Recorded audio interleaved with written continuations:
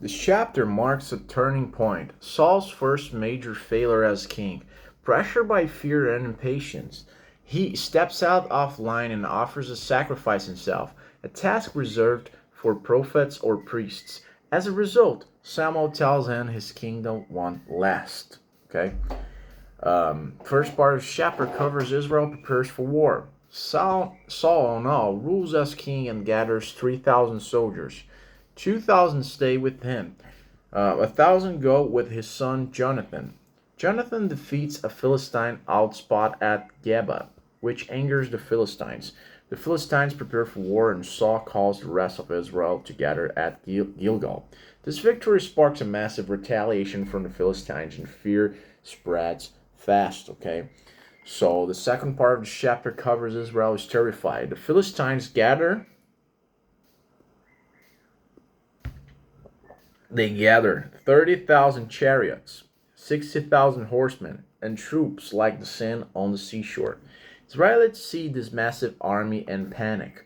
They hide in caves, um, thick, thickets, and cisterns. Some even flee across the Jordan River. Saul remains at Gilgal with a shrinking army. Okay, the people are scared, deserting him, and Saul feels the pressure mounting. So the third part of the chapter, Saul offers to sacrifice himself. Samuel had said to wait 7 days for him to come and offer sacrifice. See 1 Samuel chapter 10, verse 8. Saul waits, but when Samuel doesn't show up on time and the people keep leaving, Saul panics. He offers the burnt offering himself. As soon as he finishes, Samuel arrives. So the fourth part of the chapter covers Samuel rebukes Saul. Samuel asks, "What have you done?" Saul explains, "The people were scattering. The Philistines were approaching. Samuel was late. He felt he had to seek the Lord's favor." But Samuel says, "You acted foolish. You have not kept the Lord's command. Because of this, your kingdom will not endure. The Lord has sought a man after his own heart." A hint about David, okay?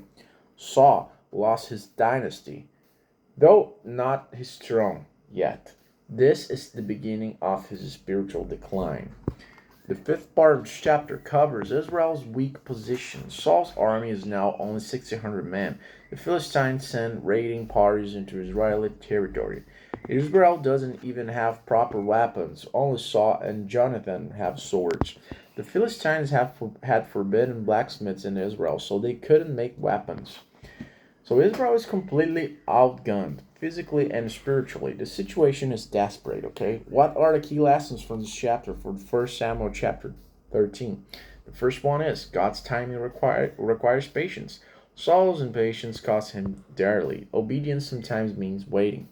Second, disobedience, even with good intentions, is still disobedience. Saul meant to honor God, but he disobeyed his order.